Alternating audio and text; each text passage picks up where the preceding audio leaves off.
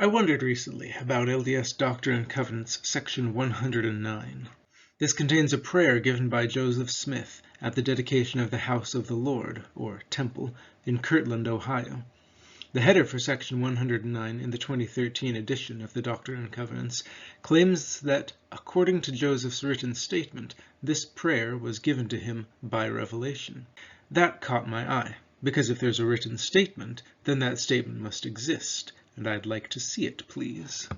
The Joseph Smith Papers has 3 contemporaneous versions of the prayer, one in the broadside that was printed for Joseph to read from, one that was included in the report of the meeting in the Kirtland periodical Messenger and Advocate, and one that was written in Joseph's journal by Warren Parrish, and was evidently copied from the Messenger and Advocate or the broadside.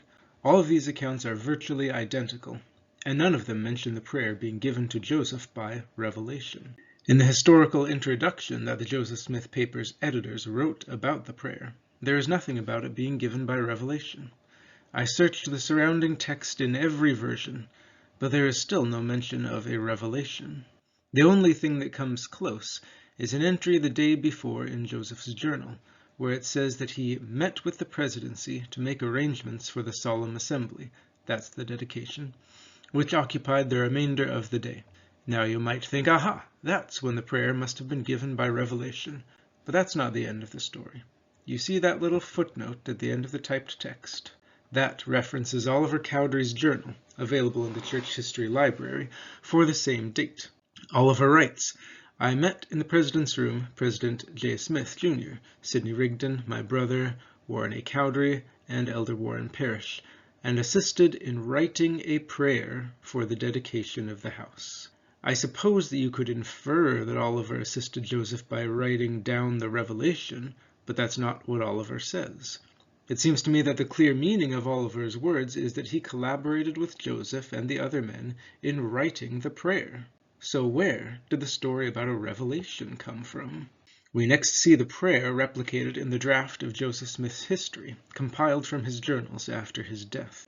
It does not mention a revelation. The version published in the Deseret News in 1852 still doesn't mention a revelation. It seems that it's not until 1876, when the prayer was first added to the Doctrine and Covenants, that we find mention of the prayer being given by revelation. But there's no mention of a written statement.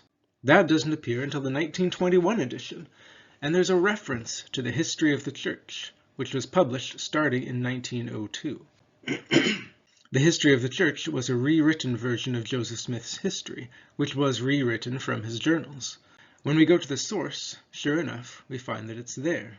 Amusingly, the BYU transcript version of the same text does have a footnote, but it refers you right back to D&C 109, making this an infinite loop of nothing. So, where did this assertion of revelation come from? It's not in the printed version in 1856, but suddenly appears in the Doctrine and Covenants in 1876.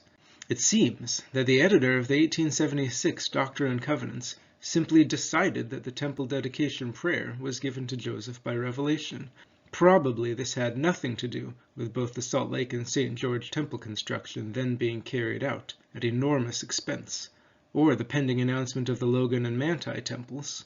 Anyway, the revelation line was incorporated into the new history of the church starting in 1902, which was composed to sound as if Joseph Smith had written it. That, in turn, was used as the prophet's written statement in the 1920 version of the Doctrine and Covenants. So you can see how the story grew, from a document that historically was created by a committee, to a revelation confirmed by a written statement, a statement that, of course, does not exist.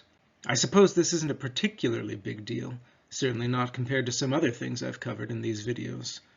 But it's one more example of the LDS Church playing fast and loose with history, and then passing it off as authentic history, doctrine, or revelation. Maybe the Church will eliminate that statement from the next edition of the Doctrine and Covenants, since it's conspicuously absent from the Joseph Smith Papers.